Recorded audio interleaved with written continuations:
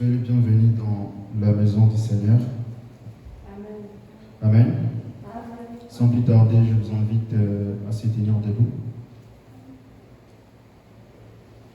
Prenons notre Bible dans Psaume 82.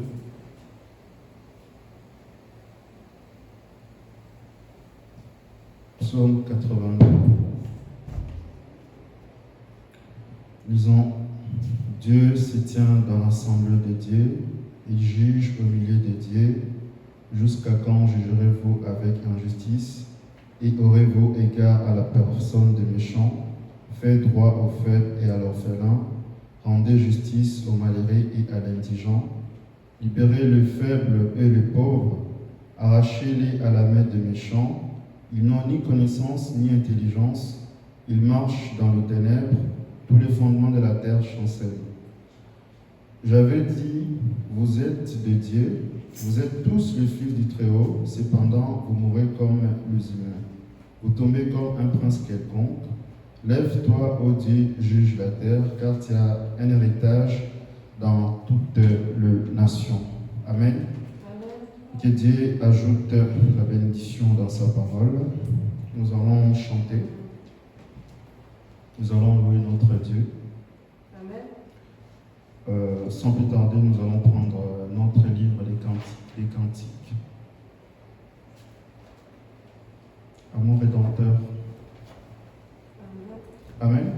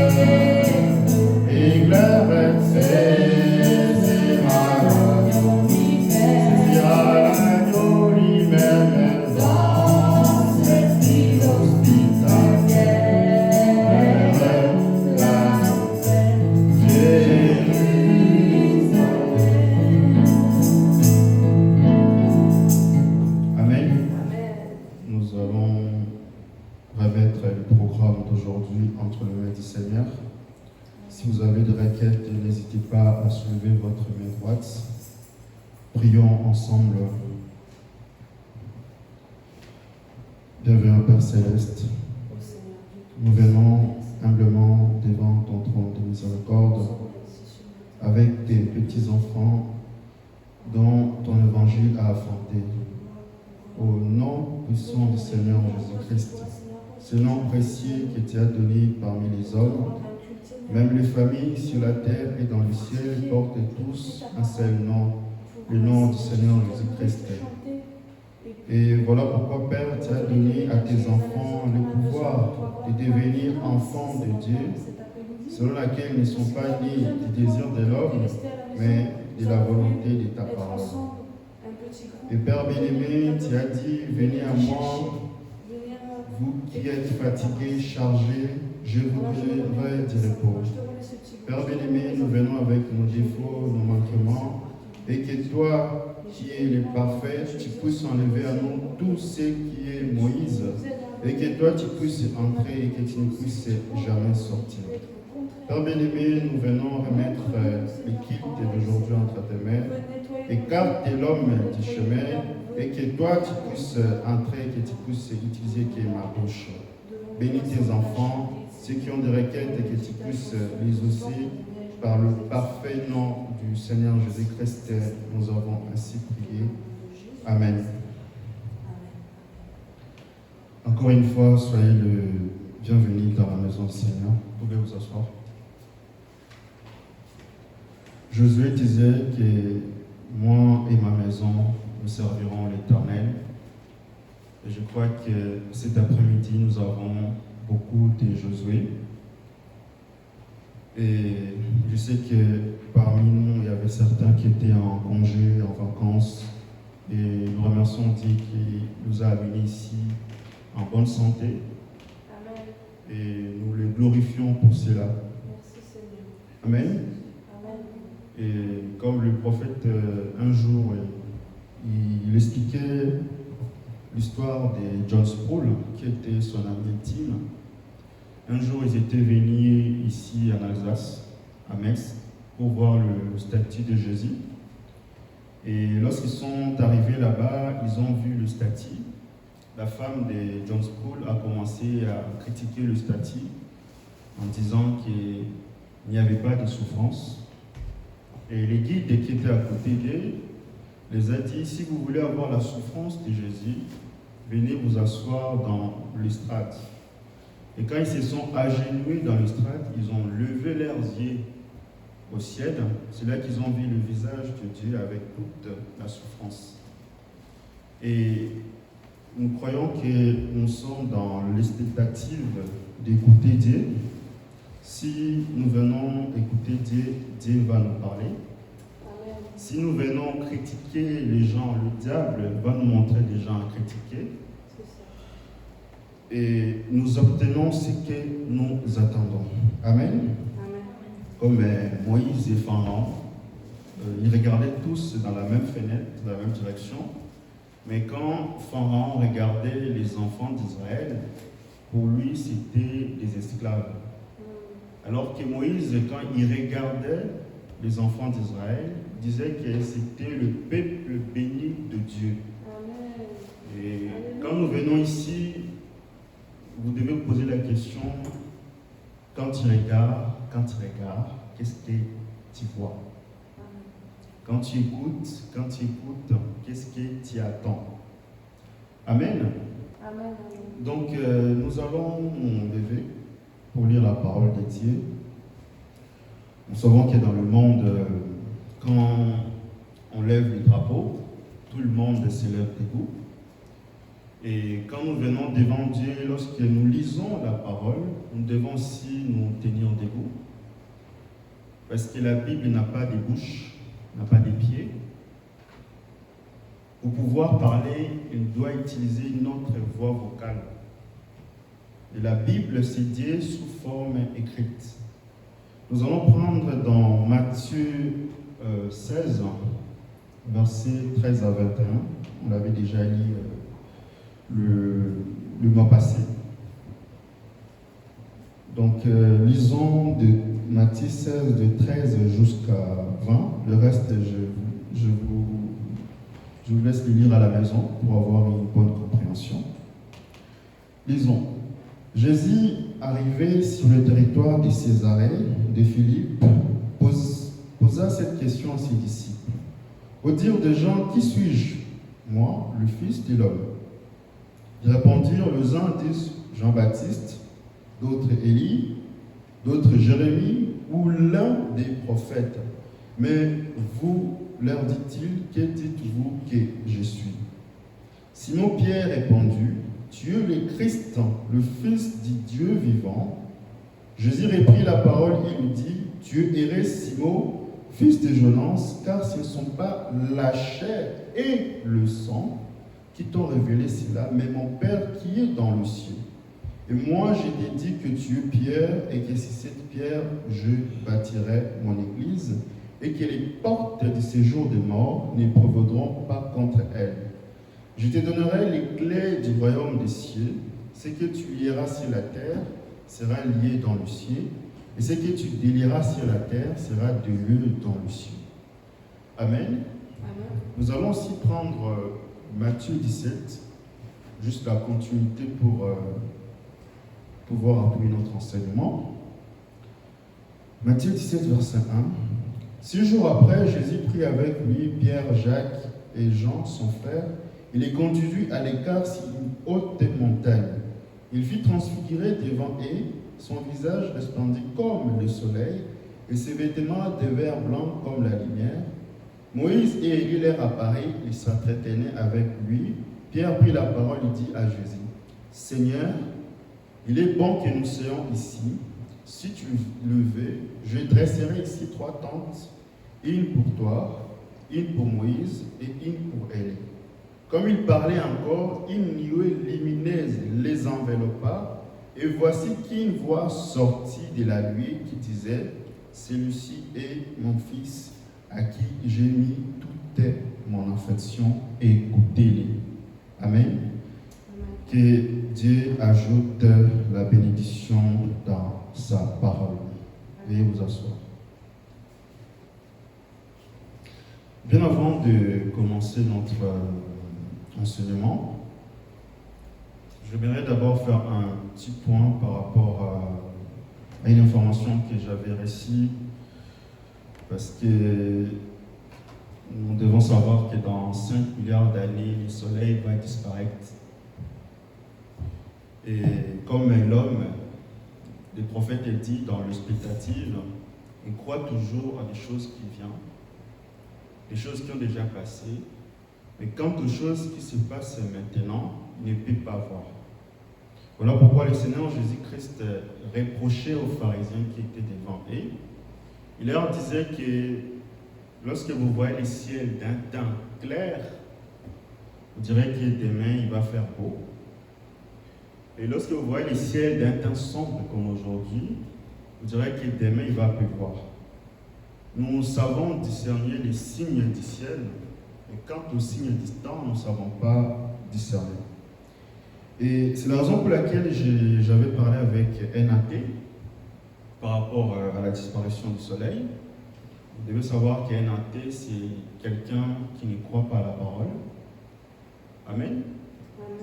Et je pense que tout le monde connaît qu'est-ce qu'un athée. Ouais, c'est bien. Et il me disait que le soleil ne va pas disparaître parce que le monde et le soleil ont été créés par le fouillis des hasards, par le phénomène du Big Bang. Et je lui ai dit que pour que le soleil ne puisse pas disparaître, il doit être éternel.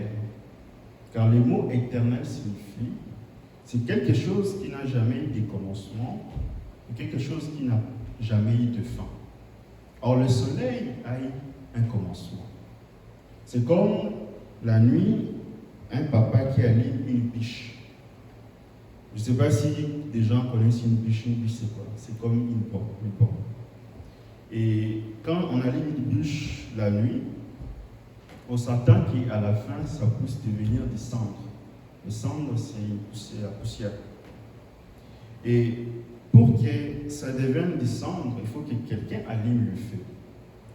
Et la personne qui a allumé le feu, ce n'est nul d'autre que Dieu, car il a dit, au commencement, il régnait le ténèbre sur la terre. Il a dit que la lumière soit. Et la lumière fit. Et c'est à ce moment-là qu'il y a le soleil. Et je veux dire que dans 5 milliards d'années, le soleil va disparaître. Pourquoi?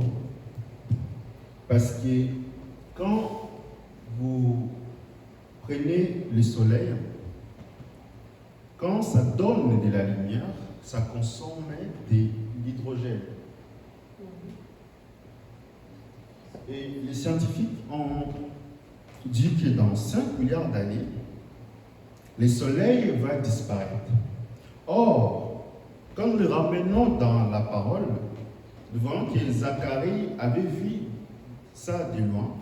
Lorsqu'il s'était né dans le 14e chapitre de la Bible, il dit qu'il viendra un jour, il n'y aura ni jour ni nuit. Or, pour qu'il y ait les jours, il faut qu'il y ait le soleil. Pour qu'il y ait la nuit, il faut qu'il y ait la ligne. Or, la ligne, c'est l'épouse du soleil. Amen. De la même façon, le prophète aussi avait vu cela. Lorsqu'il disait, si Einstein possédait l'application spirituelle comme il possédait l'application physique pour expliquer les phénomènes de la vie, il pouvait nous dire quelque chose derrière les lois des lumières. C'est ce que les prophètes avaient prêché, allumer la lumière. Parce qu'ils savaient que dans ce temps où nous vivons, il n'y aura plus de lumière. Et la lumière en question, quand il dit allumer la lumière, ça ne veut pas dire que je vais rentrer à la maison, je vais aller voir l'intérieur, je vais appuyer et la lumière sort. Non, ce n'est pas ça. Or, allumer la lumière, ce que Zacharie aussi avait dit, c'est que Dieu vient allumer la lumière dans votre cœur. Et c'est là que Dieu vient allumer le feu. Et le feu que Dieu vient allumer, c'est ce qu'on appelle le réveil. Alors le réveil, ce n'est pas le fait d'appeler des gens, non. Ça, c'est les résultats du réveil. Or le réveil, c'est quand ta vie change et que les gens qui sont dans le monde constatent qu'il y a Christ qui vit en vous.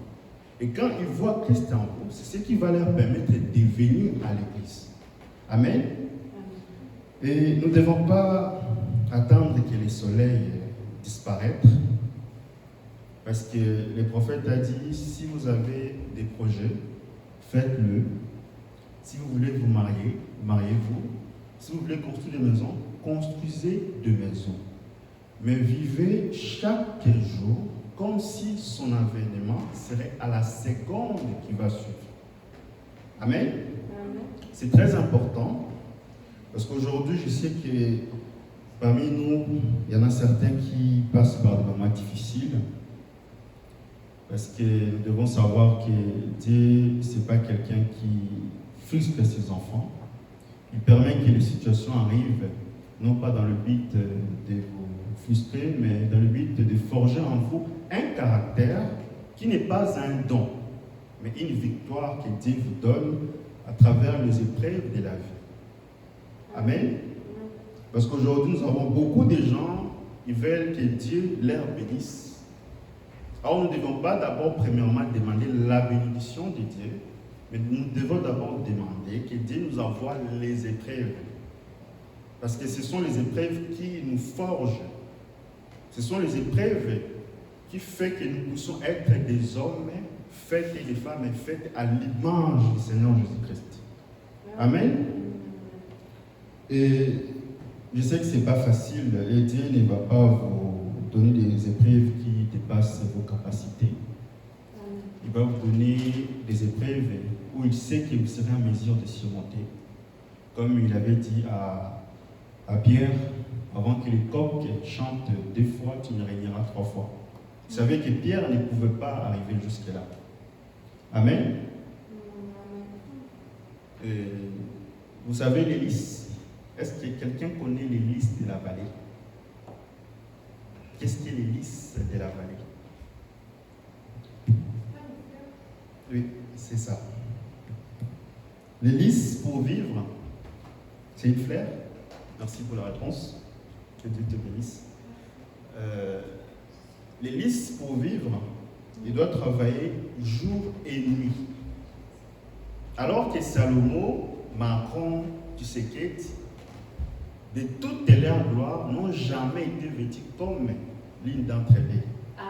Parce que les lys, pour travailler, ils doivent passer par la souffrance. Alors que Macron, ils ont des gardes dans leur maison, ils ont des ouvriers, ils peuvent leur envoyer. Si nous qui sommes des justes, nous devons passer par la souffrance. Nous devons passer par les épreuves. Que diraient-nous des incrédules? Si les justes sauvent avec peine, que diraient-nous des impies? Et ils ne connaissent pas notre Dieu. Ils souffrent encore beaucoup plus. Ils n'ont pas la parole quand ils ont des soucis. Comment ils font? Amen. Et dans le lys, il y a de l'opium. Le prophète dit, l'opium, quand quelqu'un est en colère, quand il est surexcité, on prend de l'opium, on l'administre. Et quand on l'administre, ça lui permet de le calmer. Je pense que parmi vous ont déjà consommé ça. C'est dans un médicament que vous connaissez tous, la morphine. C'est pour des gens qui ont des problèmes de sommeil. Et aujourd'hui, notre opium, notre lys, c'est le Saint-Esprit et notre médicament. Quand nous avons des maux de tête, il donne de l'iprane spirituel. Quand nous avons des maux de ventre, il donne du spasphone spirituel. Amen. Et Dieu est là pour donner à chacun ce que son cœur désire. Il est le grand médecin. Si vous avez besoin de la guérison, recevez la guérison.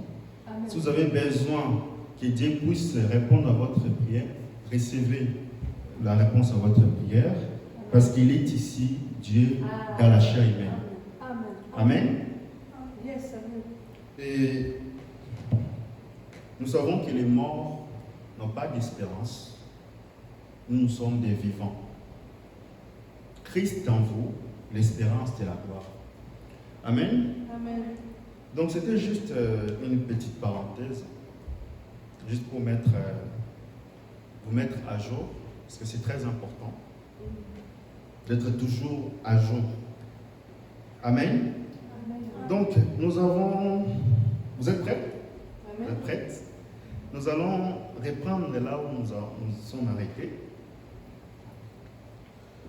La fois passée, nous avons parlé longuement du tabernacle, les 3 tabernacles qui est sous le ministère de Frère Branham. Nous avons parcouru des Genèse jusqu'à l'Apocalypse.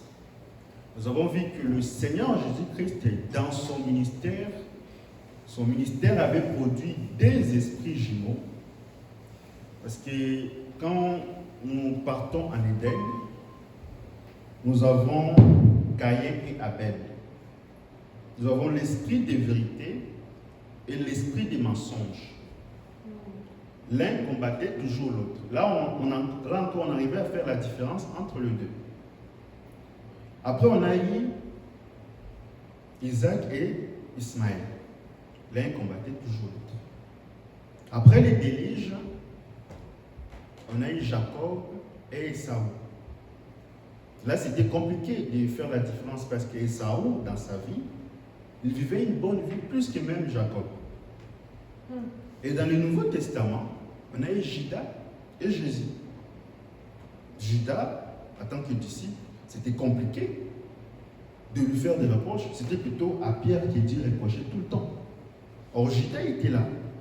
Et aujourd'hui, nous avons les Ézébola contre les enfants d'Israël. Nous voyons que les esprits ne meurent jamais. Ils ne font qu'échanger de corps. Amen. Amen. Et quand nous entrons maintenant dans le tabernacle de Jésus, nous voyons que le tabernacle de Jésus a produit aussi 3 esprits jumeaux. En Éden de Satan, on avait Adam qui était le pasteur parce qu'il était incroyable. On avait Ève, le soi-disant croyant, et on avait le serpent qui était un incroyant, un lézard. Amen.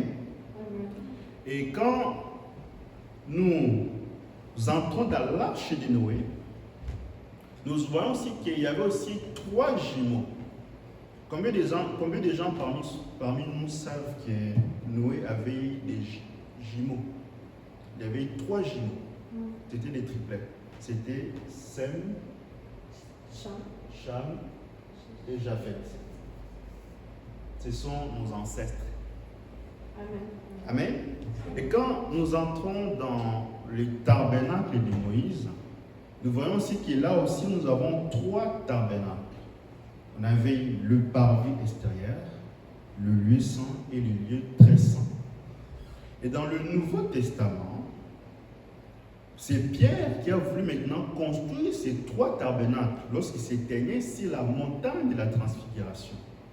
Il dit à Dieu, pouvons-nous pas construire ces 3 tabernacles? Donc il y avait le tabernacle de Moïse, le tabernacle d'Élie et le tabernacle de Jésus. Et aujourd'hui, nous avons ces 3 tabernacles dans le monde du message. Amen.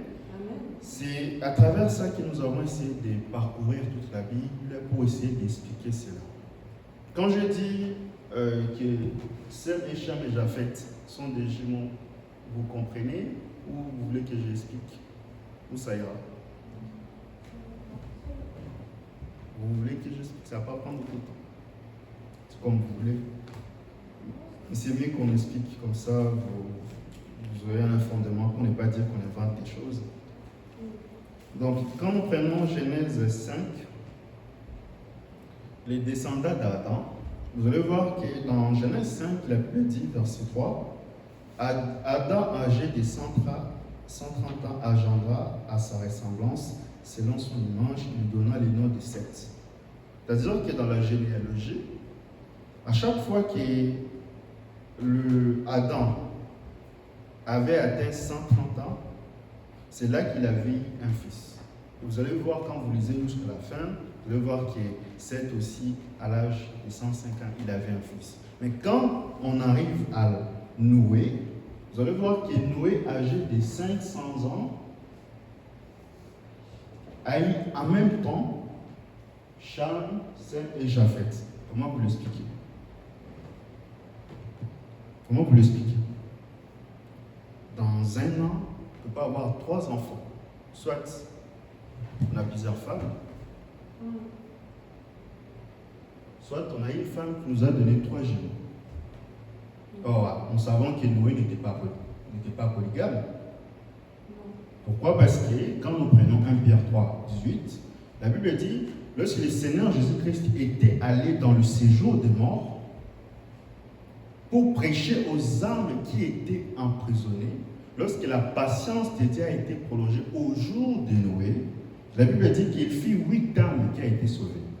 Et les 8 âmes en question, nous en savons, c'était Cham, Sem, Japheth. Il y avait ces 3 femmes, ça fait 6. Noé et sa femme, ça fait 8 ans. Quand nous allons arriver au ciel, quand vous partez saluer Cham, Shalom frère Cham, et vous voyez Japheth arriver, vous allez dire, comment est-ce qu'ils ont le même visage? Il ne faut pas que vous soyez étonnés. Il faut que vous sachiez que c'était des jumeaux. Amen. Amen. Et nous sommes des descendants, juste pour votre information, de Sem, nous les nations, donc des gentils. Les descendants des Juifs, ce sont Cham, les Japheth, ce sont les Samaritains. Amen. C'était juste une petite introduction. Nous allons maintenant entrer dans notre vif du sujet. Amen. Amen. Vous êtes de la joie d'être à la maison du Seigneur? Amen. C'est bien. Toujours très joyeux. Donc, nous avons dans le tabernacle de Jésus, comme j'avais expliqué l'autre fois, je vais juste faire un petit résumé de 2-3 minutes. On avait 3 tabernacles que Pierre avait voulu construire. Il y avait le tabernacle de la loi, c'est-à-dire de Moïse. Il y avait le tabernacle d'Élie, le tabernacle sabbatérien. les tabernacles de Jésus-Christ. Ce qu'on appelle communément la stature d'un homme parfait. Ce sont ces trois tabernacles que nous retrouvons dans le monde du message. Et il faut savoir que dans l'Église, nous avons beaucoup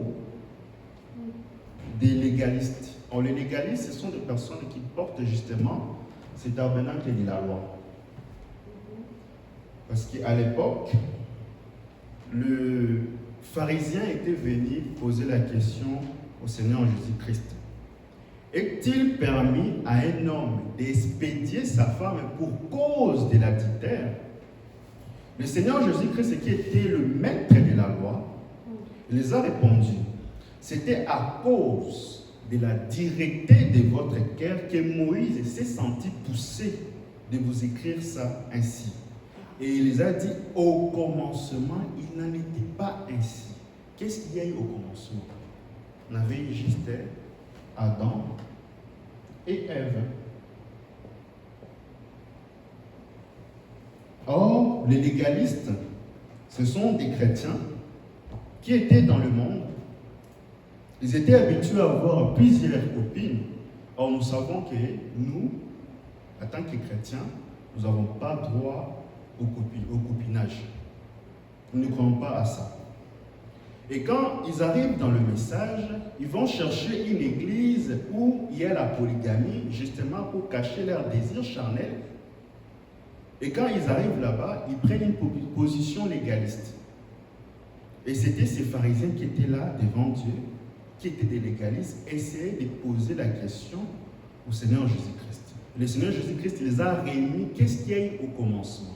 Au commencement, on avait Adam et Ève. Adam et Ève, quand Dieu a voulu créer Ève, qu'est-ce qu'il a fait? Il a soutiré une côte dans le corps d'Adam. Or, Adam avait 13 côtes, 13 paires de côtes. Et quand il a soutiré une partie, une côte dans le corps d'Adam, pour ajouter dans le corps d'Ève, Ève en avait 11. Et quand on a soutiré, ça fait 12. 12 paires, 12 paires. Ce qui fait que quand vous partez chez le médecin, vous allez être passé dans la machine, vous allez voir que, bon, si Dieu avait soutiré une côte dans le corps d'Adam, c'est qu'Adam lui manquait une côte. Mais comment ça se fait que quand nous partons chez le médecin, on a tous les mêmes côtes? Comment vous l'expliquez? Ça vient de là. Maintenant, la question, c'est de savoir quand David et Salomon, nous savons que David et Salomon étaient des polygames. David s'est marié à 500 femmes et Salomon s'est marié avec 1000 femmes. Il avait 700 femmes et 300 concubines. Maintenant, la question est de savoir de quel côté Dieu avait soutiré dans les corps de David et de Salomon pour créer toutes ces femmes-là. Comment vous l'expliquez? C'est une parenthèse. Nous n'allons pas entrer là. Amen. Amen. Et aujourd'hui, nous avons aussi beaucoup de légalistes qui sont dans l'église, mais ils ne savent pas qu'ils sont des légalistes. Ils prennent des positions comme ça. Oh non, je suis parfait. Pour que je sois parfait, il faut que je pose des œuvres qui me rendent parfait. Comment? Si je ne parle pas en langue, c'est qu'il y a quelque chose qui cloche en moi. Si je n'ai pas la sagesse, c'est que je suis fou. Or, la Bible dit, si vous avez des langues, la langue cessera. Si vous avez la sagesse disparaîtra. Mais lorsque le parfait viendra, il faut que le partiel disparaisse. C'est par le sang du Christ que nous sommes devenus parfaits. Ce n'est pas par nos propres efforts. Amen. Voilà pourquoi, dans l'ancien temps, on tuait un oiseau mâle et on prenait ses sangs et on le versait dans l'oiseau femelle. Et lorsque l'oiseau femelle s'envolait, ses ailes battaient, ça criait grâce, grâce, grâce. C'est à travers Christ que nous sommes devenus parfaits. Parce qu'il a pris son sang et il a déversé ça sur nous. Quand Dieu nous regarde, il nous voit que nous sommes parfaits. Nous n'avons pas de défauts. Amen. Amen. Amen. Donc, nous allons continuer. Nous allons maintenant faire la différence entre le légalisme positif et le légalisme négatif. C'est très important de faire cette différence parce que quand vous écouterez les prophètes, nous allons le lire, vous allez voir que dans plusieurs de ces citations, parfois il dit « je suis légaliste », parfois il dit « je ne suis pas légaliste ». Comment un homme peut avoir plusieurs langages et ça donne l'impression qu'ils se contredisent? Or, il ne se contredit pas. Nous allons le lire. Donc, nous allons prendre la citation « Vous devez naître de nouveau », prêchée le 19 juin 1958 à Greenville, Caroline du Sud, États-Unis, USA. Nous allons commencer dans le paragraphe 13. Vous y êtes? Il dit, alors ce n'est pas pour essayer de me faire une petite place dans la croyance des calvinistes. Or, les calvinistes ici, ce sont des sabbatariens. Calviniste, quand vous écoutez calviniste, c'est le pionnier qui avait commencé ces mouvements, c'était Calvin. Vous écouterez ça plusieurs fois dans le message du prophète. Nous allons continuer. Il dit, voyez, ce n'est pas ce que je cherche en disant cela. Je sais que je parlais aux légalistes. Là, c'est les prophètes qui s'adressent à son ensemble. Il dit, ce n'est pas du tout cela, parce que moi aussi, je suis légaliste. Ça, c'est les prophètes. Il dit, je suis en train de parler aux légalistes. Il dit aussi, moi aussi, je suis un légaliste. Amen. Amen. Maintenant, nous allons prendre une autre citation pour pouvoir encore appuyer ça, pour que ce ne soit pas juste une citation, il y en a plusieurs. Nous allons prendre Hébreux chapitre 7, deuxième partie, prêché à Jeffersonville le 22 septembre 1957. Paragraphe 295. Il dit, je sais que j'ai enseigné sur la persévérance des saints, j'ai enseigné sur la divinité suprême de Jésus, j'ai enseigné sur la sécurité des croyants et sur la préordonnance de Dieu, la prédestination et beaucoup de choses de ce genre.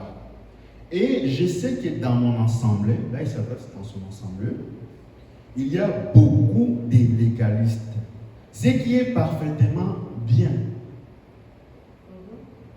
Parfaitement bien. Or, nous avons vu avec vous, le Seigneur Jésus-Christ avait interdit à Pierre de construire ce tabernacle. Mais ici, le prophète dit que c'est bien. Comment? Il continue absolument, mais alors en fait, je suis aussi un légaliste. Là encore, c'est une autre citation où il appuie encore qu'il est encore un légaliste. Je suis aussi un calviniste, donc les sabbatariens. Je crois simplement la Bible, voilà tout. Amen. Maintenant, nous allons vérifier dans l'assemblée, à l'époque des frères Branham, il y avait combien de légalistes. Le prophète va nous donner une proportion pour savoir ils étaient combien. Amen. Nous allons prendre une citation, encore toujours dans Hébreux chapitre 7, maintenant dans le paragraphe 201. Maintenant, je sais qu'il y a beaucoup de légalistes, soit 99% d'entre vous. C'est beaucoup. 99%. C'est beaucoup. C'est que les corps du Christ ne représentent même pas 1%. Parce que dans les 99%, il y a uniquement les légalistes. Et les 1% qui restent, il y a ceux qui ont la statue non parfaite et les tabernacles d'Élie, c'est-à-dire les tabernacles de sabbatariens. Donc 99%.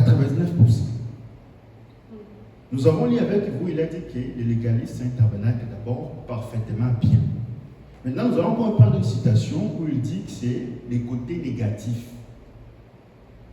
Donc, nous allons résumer.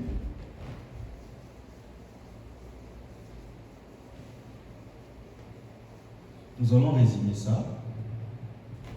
Un instant. C'est bien, là c'est bon. Donc, il dit que le légalisme,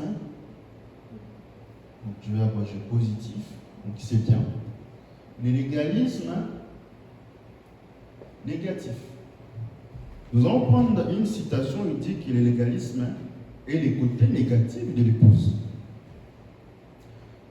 Donc nous allons prendre maintenant dans Hébreux chapitre 6, deuxième partie, prêché à Jeffersonville, le 8 septembre 1957, paragraphe 383. Mais, oh, si je fais ceci, je fais cela. Voyez-vous, revenez au légalisme. Ne vous rangez jamais du côté des légalistes. C'est les côtés négatifs. Les côtés positifs, et c'est lui qu'il vous faut. Vous écoutez ici? Il dit ici que le légalisme, c'est les côtés négatifs. Alors que dans plusieurs citations, il dit que c'est positif. Comment vous l'expliquez? C'est là que nous allons expliquer. Il faut savoir que dans le tabernacle des âges, nous avons 7 âges, je pense que vous connaissez. Âge de l'église d'Éphèse jusqu'à la Odyssée. Et la Odyssée a pris fin en 1977. Ça, c'est une parenthèse. Et dans tous ces âges-là, il y a un âge où Dieu n'a pas fait de reproche. Parce qu'en Éphèse, le Seigneur Jésus-Christ disait toujours, voici ce que j'aime chez vous, voici ce que je suis contre vous. Mais il y a un âge où Dieu n'a pas fait de reproche. C'est l'âge de Philadelphie. Philadelphie, c'est le 6e âge, l'âge des Wesley. Tous les Wesleyens et Wesley même c'était tous des légalistes. Mais c'était une légaliste positive. Comment? Quand nous sommes nés, ou quand nous étions encore des enfants, nous avons parmi nous des gens qui ont des complexes de supériorité. Ces gens-là, lui, il attend toujours que l'enfant puisse lui dire bonjour. Lui, il ne va jamais te dire bonjour. C'est toujours l'enfant qui donne bonjour. Et quand tu ne donnes pas bonjour, lui aussi ne te donne pas bonjour, il continue. C'est un complexe de supériorité.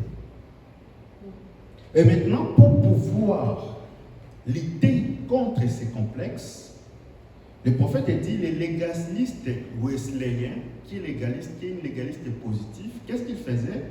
Il menait un combat intérieur. C'est-à-dire que quand il rencontre un enfant, qu'est-ce qu'il fait? Il dit bonjour. Il rencontre notre enfant bonjour, justement pour vaincre l'esprit qui est en lui. Vous voyez là où c'est positif maintenant. Et nous avons aussi des gens qui souffrent de l'ego, de l'égoïsme. Ils n'aiment pas partager. Et le prophète a dit, ces gens-là, ce sont des légalistes. Et pourquoi? Parce que quand ils étaient des enfants, on les a habitués à les gâter trop. On leur donne toujours tout ce qu'ils veulent. Si papa, je veux ça, oui, mon enfant, on leur donne. Et quand ils grandissent, ils n'aiment pas partager. Et maintenant, quand ils entrent à l'église, lorsqu'on leur dit de faire ceci, ils ne veulent pas faire. Lorsqu'on leur dit, va aider ton frère, non, ils ne veulent pas aider. Oh, donne ceci, ils ne veulent pas donner parce que c'est un esprit qui est en eux. Et pour pouvoir vaincre cet esprit-là, le prophète a dit, qu'est-ce qu'il faisait? Il leur dit de commencer à donner. Même si ça ne te fait pas plaisir, donne. Parce que la Bible dit, résistez au diable, il fuira loin de vous. Et quand vous donnez, vous allez voir que cet esprit-là va disparaître. C'est ça le légalisme positif. C'est ce qui a fait que tous les Wesleyiens qui vivaient sous la sanctification pouvaient être des hommes saints. Dieu ne pouvait pas les reprocher justement à cause de ça. Alors que les légalismes négatifs, ce sont des gens qui posent des actes. Ils font des choses dans le but de mériter la grâce de Dieu. Aussi, je ne fais pas ceci, c'est que Dieu ne m'aime pas. Aussi, je ne pars pas à l'église, c'est que Dieu ne m'aime pas. Ça, c'est une pensée légaliste. Dieu vous a aimé avant même que vous soyez né. Quand vous n'étiez pas encore aimable, parce qu'il savait que dans le futur, vous serez un homme bon ou une femme bonne. Amen. C'est ça le légalisme, positif et négatif. Maintenant, vu le temps, nous allons aller rapidement. Nous allons attaquer maintenant le cœur de la pensée légaliste. Nous devons savoir d'où vient cette pensée-là, ça vient d'où. Nous allons lire les prophètes. Vous allez voir que nous allons remonter les temps avant même la création. Qu'est-ce qui a poussé que les légalistes poussent à avoir cette pensée-là? Nous allons lire les prophètes. Je vais aller doucement, calmement, pour que vous compreniez. Amen. Si nous ne finissons pas aujourd'hui, ce n'est pas grave. Le dimanche prochain, nous allons continuer. Et puis, c'est que quand vous venez ici, vous puissiez comprendre, pour que vous veillez juste, pour que vous ne puissiez pas venir simplement juste vous asseoir alors que quand vous rentrez, vous n'avez rien obtenu de Dieu. Amen. Donc, nous allons s'attaquer maintenant au cœur de la pensée légaliste. Nous allons s'attaquer à ça. D'où vient cette pensée-là? Donc, je vais nommer le cœur de la pensée légaliste. Bien avant de commencer, nous allons lire une citation. Nous allons prendre question-réponse sur la Genèse, prêchée le 29 juillet 1953, paragraphe 53. Maintenant, c'est là que les gens, parfois, chez les calvinistes légalistes, s'embrouillent complètement. C'est ici qu'ils s'embrouillent. Voyez, ils disent, eh bien, pourquoi certains firent-ils destinés à être perdus? Dieu ne veut pas qu'aucun périsse. Il ne veut pas qu'aucun périsse, mais étant Dieu, il sait que certains n'accepteront pas cela. Voyez, il devait connaître la fin depuis le commencement pour être Dieu, n'est-ce pas? Or ici, le prophète, il explique pourquoi les légalistes s'embrouillent. Comment ils s'embrouillent? Parce que c'est qu'à l'époque, avant que le monde puisse être monde, Dieu avait prédestiné ses élus. Or, les légalistes, pour que Dieu puisse les sauver, ils doivent justement poser les actes. Et quand ils posent les actes, alors Dieu, qu'est-ce qu'il fait? Il les sauve. Et le prophète dit ici, c'est ici qu'il s'embrouille. Nous allons encore y prendre une citation, justement pour équilibrer.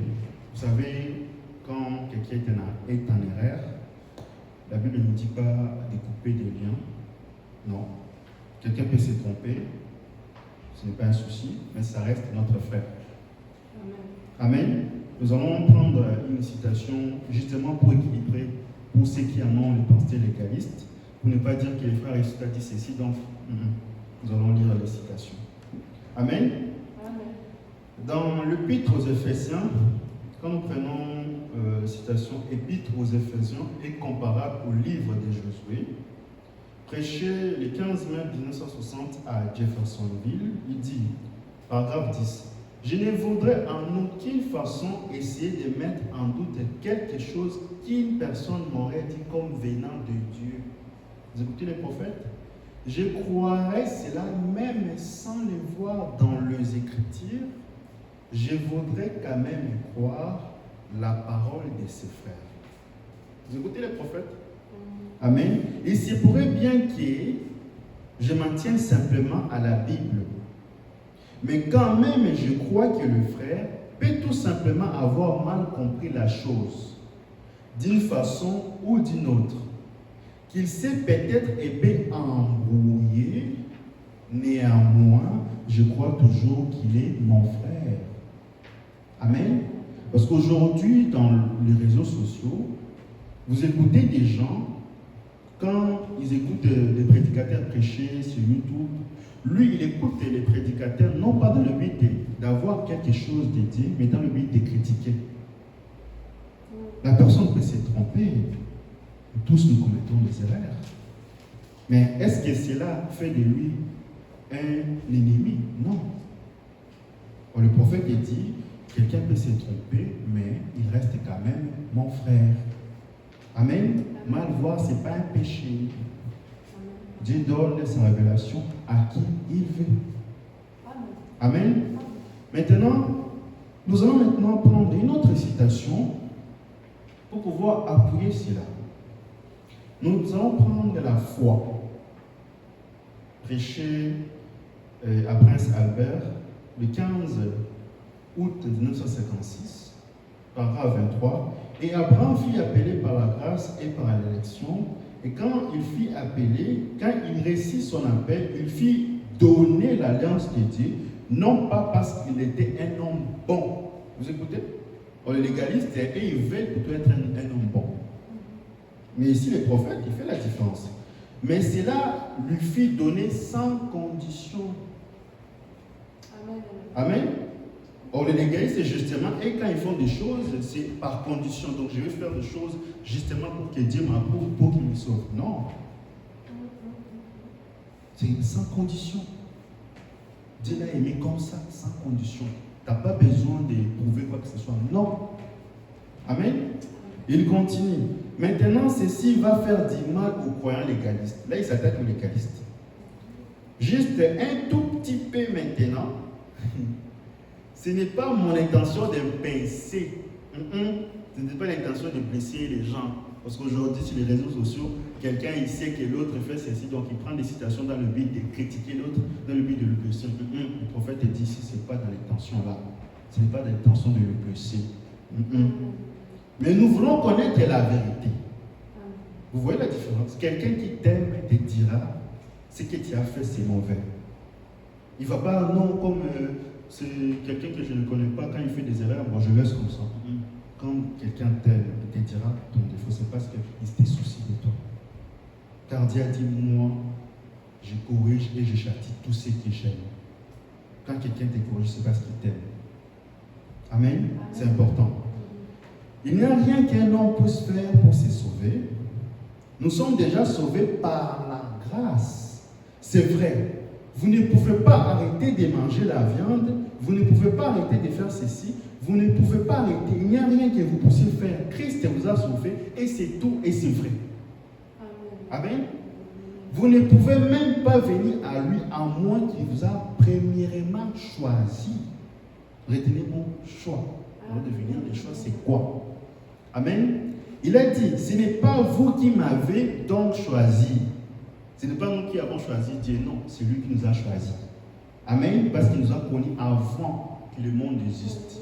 Il a dit à Job, où était-il quand je posais les étoiles du matin lorsqu'il chantait la régresse? Où était-il? Il les a connus avant que le monde soit. Amen. Et il dit, et nul ne peut venir à moi si le Père ne l'attire premièrement. Et tous ceux qui viendront, je leur donnerai la vie éternelle et je les ressusciterai au dernier jour. Amen. C'est réglé. Oh là là, c'est rejoindre les méthodistes, pensez-y. Amen. Maintenant, nous allons expliquer pas à pas. Normalement, pour expliquer ça, ça me prendra 1 heure, mais nous allons faire du mieux que nous pouvons, sinon nous continuerons le dimanche prochain. Amen.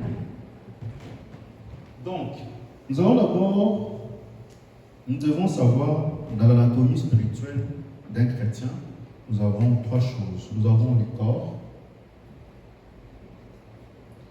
nous avons l'esprit, nous avons l'âme. Alors, le prophète a dit dans le super sens, Dieu nous a donné les 5 sens pour entrer en contact avec ce monde. l'huile, l'odorat, les touchés, tout ça. Et dans l'esprit, Dieu donne aussi cinq sens aussi, qui est la morale, l'intelligence, c'est ce qui vous permet de réfléchir à l'école, tout ça. Maintenant, dans l'âme, c'est là où il y a le tour des contrôles, c'est là où se prennent toutes nos décisions. C'est là-bas. C'est dans l'âme. Et maintenant, les légalistes, comment ils réfléchissent? Nous allons poser des actes. Quand nous posons des actes, c'est que nous méritons, donc méritocratie. Et quand nous méritons, qu'est-ce que nous faisons? Nous avons les salaires. C'est ça leur mode de pensée. Donc la formule est simple, acte, méritocratie, salaire. Si je ne pars pas dans le boîte de nuit, si je ne cours pas derrière les femmes, je mérite. Quand je mérite, je suis sauvé. C'est ça la pensée. Alors que dans le monde, nous avons des gens qui ne sont pas des chrétiens, qui ne connaissent même pas Dieu, mais ils ne vont pas. Ils ne vont pas dans les boîtes de nuit, juste avec leur bon sens. Entre toi qui es légaliste et ces gens-là, quelle est la différence? Il n'y a pas de différence. Vous faites rien d'exceptionnel. C'est vrai, c'est vrai. Amen.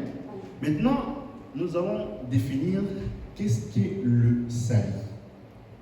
Or, le salut, c'est quoi? Le salut, c'est les choix divins sans le concours de la volonté de l'homme. Parce que Paul a dit, ce n'est pas par mérite, ce n'est pas non plus parce que je cours vite que les autres, mais de Dieu seul qui fait miséricorde à qui il veut. Amen, amen. Amen. Or, pour que Dieu puisse choisir un homme, il devait être sûr que la décision qu'il a prise est bonne. Mais comment? Moi et vous, quand nous nous lançons dans les affaires, nous savons que quand nous sommes dans un business, nous avons une chance sur 10, donc 50% de réussir. Bon, nous allons essayer. Mais quand nous avons une chance sur 3, donc 30%, bon, on aura peu de doutes. On va dire, bon, peut-être ça ne va pas marcher, donc je ne vais pas me lancer dans ça. Mais Dieu maintenant, pour qu'il puisse faire un choix, il doit être sûr que le choix qu'il fait, il est bon. Sinon, il ne serait pas Dieu. Mais comment il a fait? Nous allons dessiner. Nous allons notre ligne droite, que nous allons appeler LT, ligne du temps. Pour que Dieu puisse choisir quelqu'un, il doit d'abord parcourir la fin avant les commencements. Donc il a connu la fin avant les commencements. Pourquoi? Parce qu'il est alpha, il est oméga. Il est la pierre de jaspe et la pierre de sardoine. Il est Benjamin et il est Ribin. Amen. Et comme il a parcouru la fin avant les commencements, il savait qui sera son fils, qui ne serait pas son fils. Il savait parce qu'il a parcouru. C'est par sa préscience qu'il savait qui sera qui. Et en fonction de cela, qu'est-ce qu'il a fait? Il les a prédestinés avant même que le monde soit. Donc ici, nous allons mettre notre ligne du temps.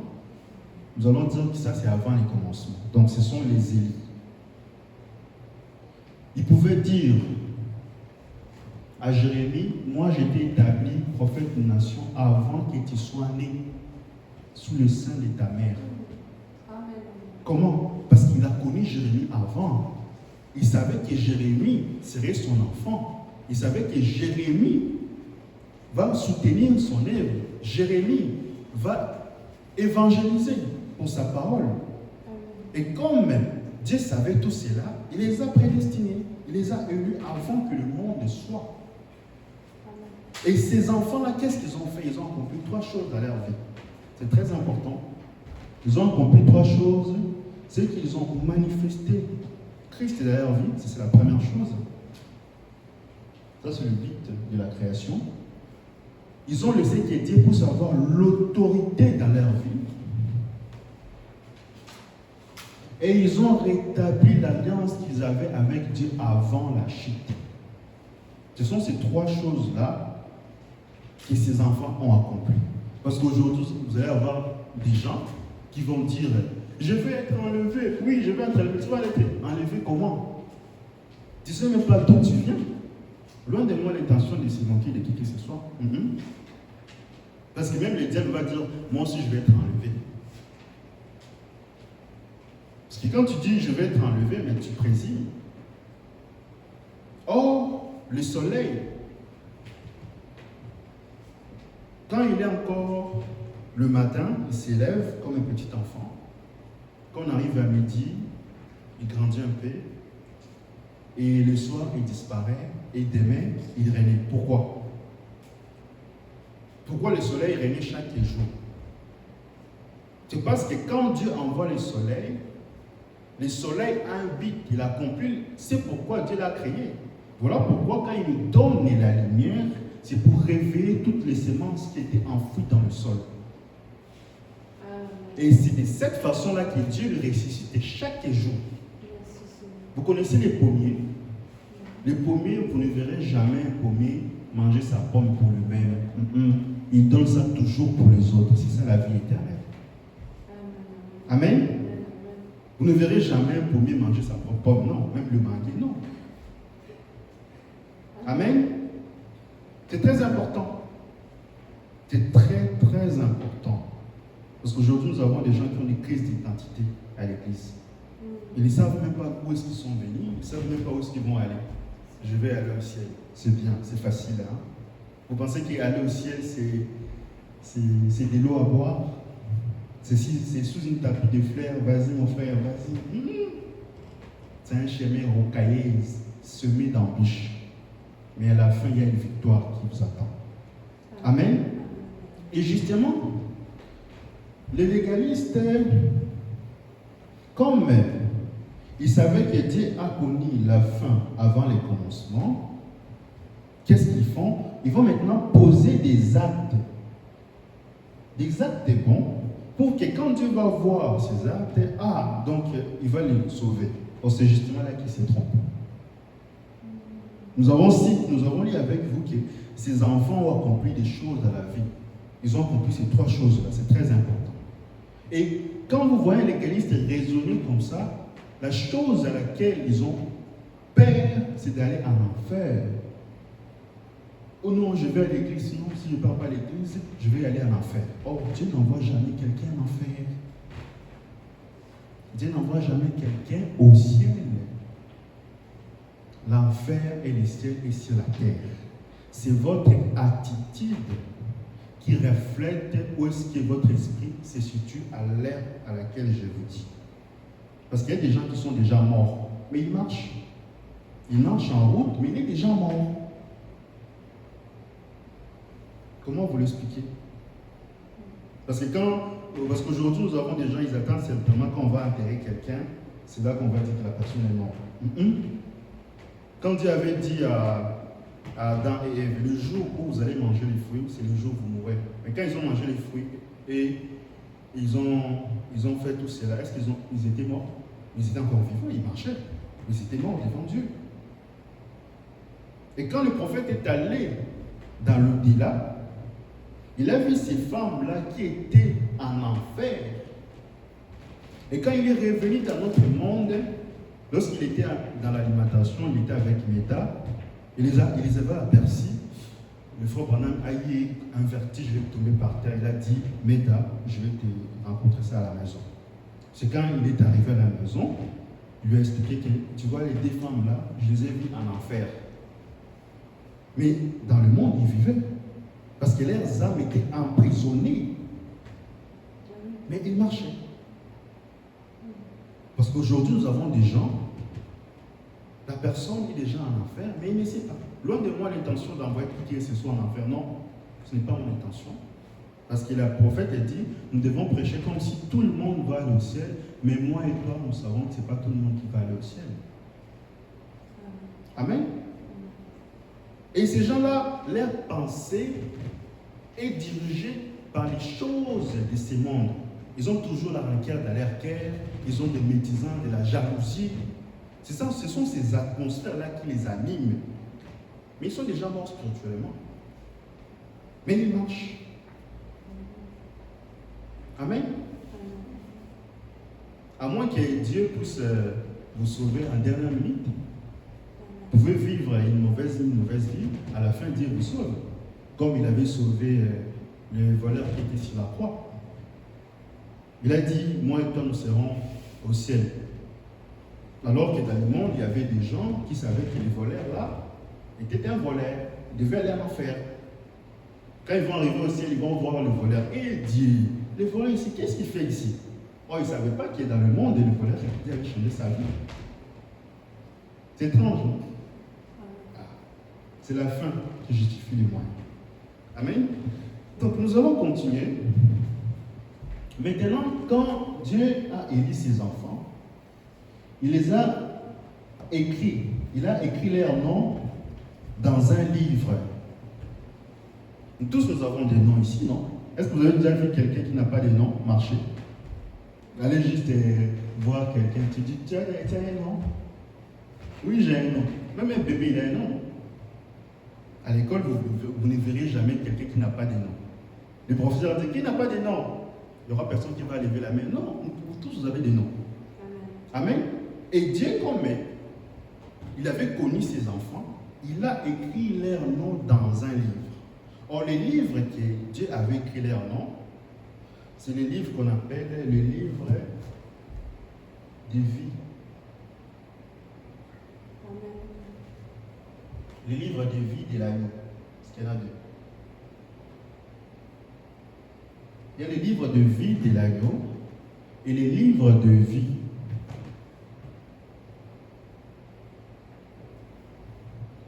Dans le livre de vie, nous avons les sauvés, les appelés, les vierges folles. Il y en a tant, il y en a beaucoup. Mais dans le livre de vie de l'agneau, il n'y a que les élus. Il n'y a que les élus, parce que là-bas, les noms ne peuvent pas être effacés. Ça concerne que les élus. Amen. Dans le livre de vie, nous avons Ésaü. Ésaü, c'était un légaliste. Dans le livre de vie de l'agneau, nous avons Jacob. Vous allez me dire comment Dieu peut aimer quelqu'un et détester l'autre. Ça dépasse, hein? Comment? La Bible dit que Dieu a aimé Jacob et a haï Ésaü avant que ses deux enfants puissent naître. Pour quelqu'un qui vient pour la première fois, quand vous dites cette écriture, ça va le choquer dans son cœur. Mais comment Dieu peut faire cela? C'est là qu'il y a la différence entre la volonté parfaite et la prédestination. Dans la volonté parfaite,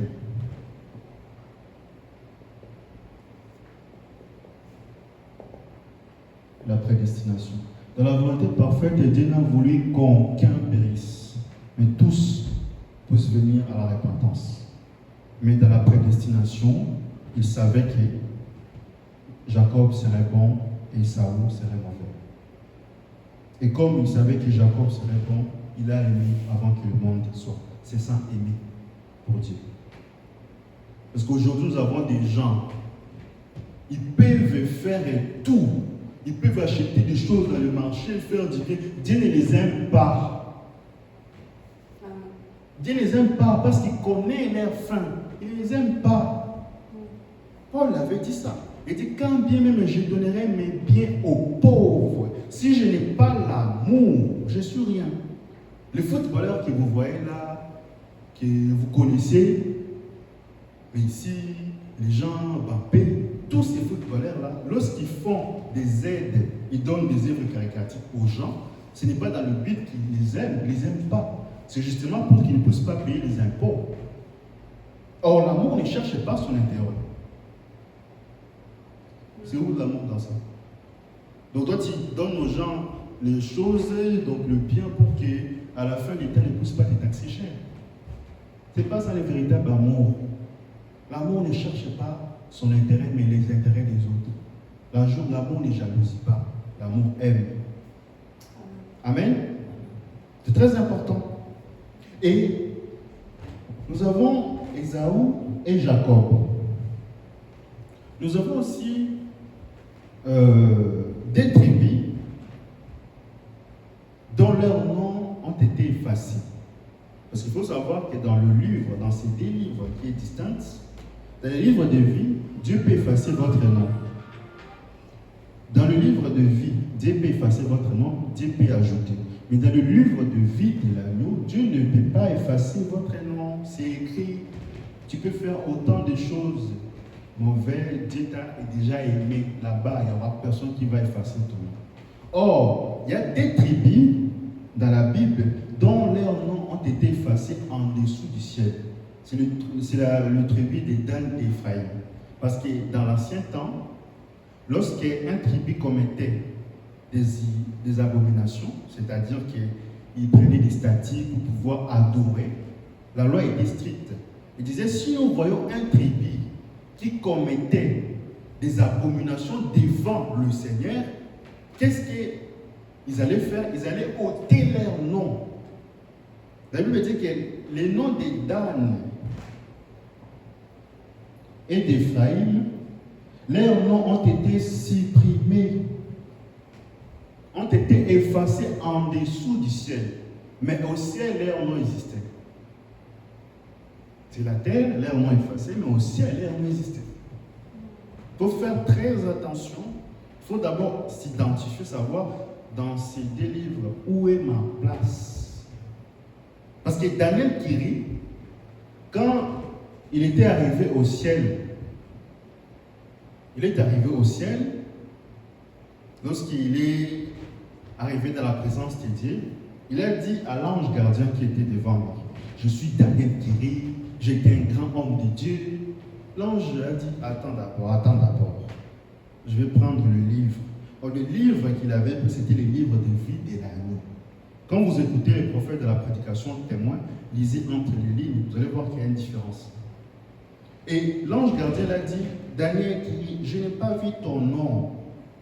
Daniel Kiri avait pleuré, comment ça se fait que moi j'étais prédicateur. Ton nom n'était pas dedans. Va là-bas dans le tribunal du trône blanc pour réclamer. Il a dit, il n'y a que ça. Oui, vas-y. Quand il est allé dans le tribunal du trône blanc, il a vu maintenant l'ange qui s'était né là. Il a dit, Daniel Kiri, je vais te juger d'après le livre terrestre. Est-ce que dans le monde, penses-tu que tu étais juste? Daniel Kiri a dit, moi dans le monde, je pensais que j'étais juste. Mais quand je me suis tenu devant cette lumière-là, je me suis dit non, j'étais dans le faux. Il a dit, Daniel Kiri, as-tu pas fait quelque chose de mauvais dans des affaires? Daniel Kiri a dit, dans le monde, je pensais être un homme bon. Mais devant cette lumière-là, qui était plus lumineux que le soleil que vous voyez, c'était plus clair. Il a dit, j'étais un incrédule, j'étais un pécheur. Et Daniel Kiri, on a voulu le condamner. Il a attendu une voix plus douce que la voix d'une mère. C'était le Seigneur Jésus-Christ qui apparaît. Il a dit, de la même façon, Daniel Kiri avait pris position pour moi. Moi, je prends position pour lui devant le Père. Or, Daniel Kiri, quand vous lisez bien, son nom n'était pas écrit dans le livre de vie. Ce n'était pas écrit. Et pourtant, c'était un pasteur. Parce que quand l'ange là avait lu le livre de vie, vous allez voir que son nom ne s'y trouvait pas. Mais pourtant, dans le monde, c'était un prédicateur. C'est dangereux. Donc, il y a des gens, il y a des prédicateurs aujourd'hui dans le monde, ils pensent que leur nom est écrit dans le livre de vie, et pourtant, dans le ciel, il n'y en a pas. Mais Dieu les a sauvés uniquement parce qu'il dit, si vous donnez de l'eau à l'un de mes petits-enfants, au ciel, vous serez sauvés. Vous voyez? Et quand nous lisons la Bible, il existe encore un nouveau livre. Un nouveau livre. Quand nous lisons Apocalypse 13, verset 18, la Bible dit que lorsque les habitants de la terre ont aperçu la bête venir, ceux dont les noms n'ont pas été écrits dans le livre de vie, c'était des cathos, des mamans cathos. Leur nom n'est pas dans le livre, ni dans le livre de vie de l'agneau, ni dans le livre de vie. Mais c'est écrit où? Vous avez déjà vu quelqu'un dans le monde qui n'a pas de nom? Il a un nom. Mais Dieu dit, leur nom n'est pas ni dans le livre de vie, ni dans le livre de vie, ni dans le livre de vie de l'agneau. C'est qu'il y a un autre livre où il y a leur nom. C'est là où nous avons tous les noms de tous les païens, de tous les condamnés qui sont là-bas. Vous voyez la différence? Quand nous aurons le temps, nous allons aller doucement avec cet enseignement. C'est quand même très important. Parce que nous devons savoir, quand nous venons à l'église, parmi ces trois Bibles, 3 livres, où se situe notre nom. C'est très important. J'avais un ami au pays qui s'appelle Fabrice. Mon frère, si tu me vois, que Dieu te bénisse. Et quand j'étais enfant, je jouais avec lui beaucoup. C'était un ami intime. Et quand nous avons crié à la parole, j'étais encore un enfant, je partais à l'école, je jouais avec mes amis de l'église, du message. Et quand je jouais avec lui, il y avait quelque chose en lui qui le rendait différent que les autres. Ce n'était pas du bon sens, non. Mais il y avait quelque chose de différent. Quand je partais chez lui à la maison, je voyais comment il s'inquiétait pour sa famille, pour ses sœurs. Et ce que j'ai découvert, c'était son cœur, qui était un cœur bon. Et aujourd'hui, moi je disais toujours à Dieu que Dieu me laisse encore le temps, qu'un jour je puisse lui prêcher la parole et qu'il puisse entrer dans l'arche de la parole. Que quand nous serons au ciel, nous allons encore continuer à jouer. Et à l'heure où je vous dis, dans toutes leurs familles, ce sont des païens. Et à l'heure où je vous dis, il est devenu un croyant du message. Vous voyez? Parce qu'il y avait une connexion entre eux. C'est une des conditions pour savoir si vous êtes un élu ou pas. C'est très important. Lorsque nous aurons le temps, nous étudierons cela. Donc, vu les temps, nous allons continuer prochainement. Donc, nous allons nous lever pour... je crois avoir une chanson. Nous allons nous lever pour clôturer. Amen.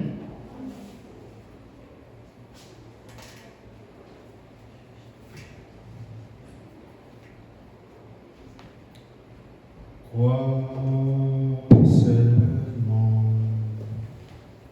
crois seulement, tout est possible. Crois seulement, crois seulement, tout est possible. Crois seulement. Divin Père Céleste, nous remettons notre retour entre tes mains. Toi qui étais avec nous en tant qu'Alpha, et tu es avec nous en tant qu'Oméga. Père bien-aimé, nous savons que tes enfants ne vont pas rentrer comme ils étaient venus, parce que toi tu les as donné la nourriture convenable pour nourrir leur âme. Voilà pourquoi Père Céleste, nous bénissons chacun de tes enfants qui sont ici présents. Et pour ceux qui n'ont pas eu l'occasion de venir sur le Père Céleste, Père bien-aimé, nous remettons la journée de demain entre tes mains et la semaine aussi. Bénis tes enfants, ceux qui ont besoin que tu les assistes-les, ceux qui ont besoin de guérison, donne-eux leur guérison. Et nous remettons notre route entre tes mains, parce que nous savons que nous ne marchons pas par la vie, mais par la foi. Et nous disons merci par le parfait nom du Seigneur Jésus-Christ. Nous avons ainsi prié. Amen. Allez dans la joie du Seigneur Jésus.